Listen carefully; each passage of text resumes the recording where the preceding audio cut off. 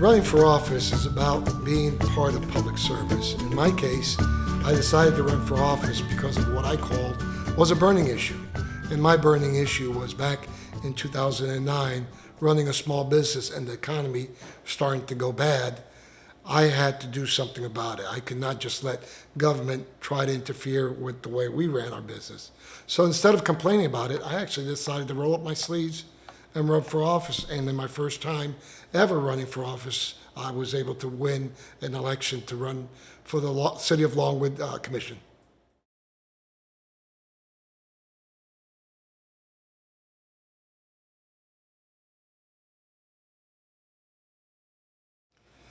You know, after losing the election in 18, one thing that happened was we went from public life into private life and doing things that we were accustomed to doing back when we were not running for election. One of the things was we didn't have an election to have to go out and do a fundraise or public events that we had to do or phone calls from constituents saying, hey, I need your help. Although ironically, even though after I lost the election, still almost a year after, I still were getting phone calls from constituents asking for help.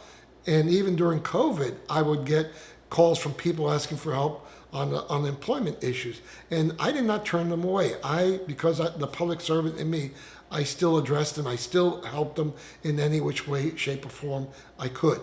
Because I still had the contacts on how to do it, and I did it because it was the right thing to do. My wife and I, obviously, we were enjoying our private life. We were enjoying our children, our grandchildren, and traveling, and doing all the things that happened after the election. Is, you know, my parents. So I have my elderly parents, mom and dad. Dad turned 80 years old, and they lived by themselves in the home in Altamont, but the home became too big for them and too onerous. We brought them in and moved them in with us here now on the compound, and now they live with us here. I take care of them. I'm able to take them to doctor's appointments and handle everything because Dad even stopped driving after last year. So many things happened after the 18 election that brought us to handle things the way somebody in private life does it. And one of the good things that happened from losing the election was that I was able to be here to do those things, to travel, to take care of my parents and do all the things that normally I would have not been able to do or would have been difficult to do because of part of being in the public service. I'm a person that's very handy with my hands. I've been blessed to be able to do things, watch it once, maybe on YouTube, and get things done, whether it's carpentry around the house, or one of my favorite things is hobbies with classic cars. I have been a car guy for many, many years.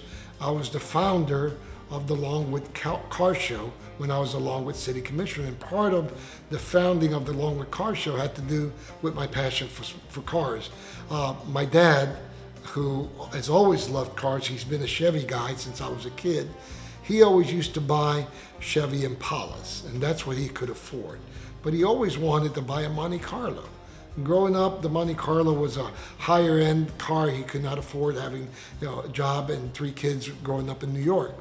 So he always told me the story that he would have loved to have a Monte Carlo. And one day I found a Monte Carlo and I brought Dad. I said, hey Dad, here's the Monte Carlo you wanted. How about you and I restore this as a father-son project?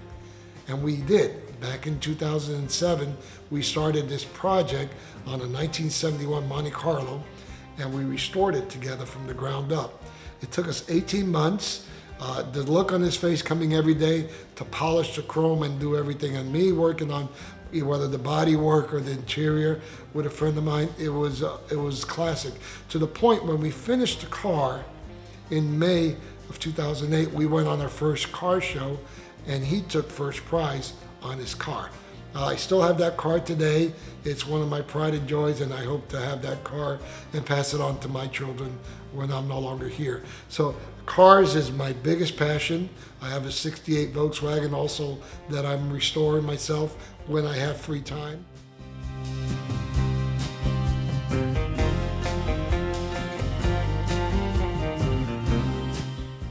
Part of being a family man is having the right person by your side.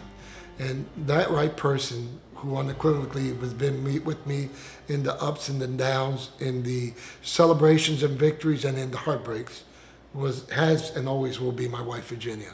It's without her, it's definitely, there would not be a Bob Cortes.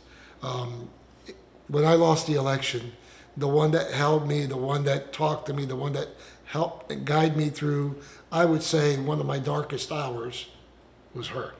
And she has been my rock, my support. And even though it's ironic that when I told her that I was considering about running again, in her heart, she didn't want me to.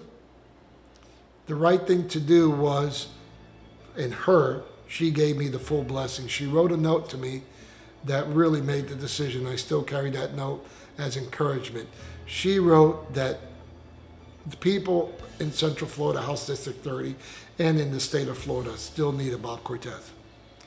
And although she had to share me with the community, she was willing to do that because we still have a lot of good things to do. And she's an amazing woman, and I got to tell you from the bottom of my heart, I'm glad that she picked me as a husband, and now we're 36 years and going and see our grandchildren grow. Hi, I'm Bob Cortes. I'm your candidate for State House District 30. I hope to earn your vote and support in this upcoming election.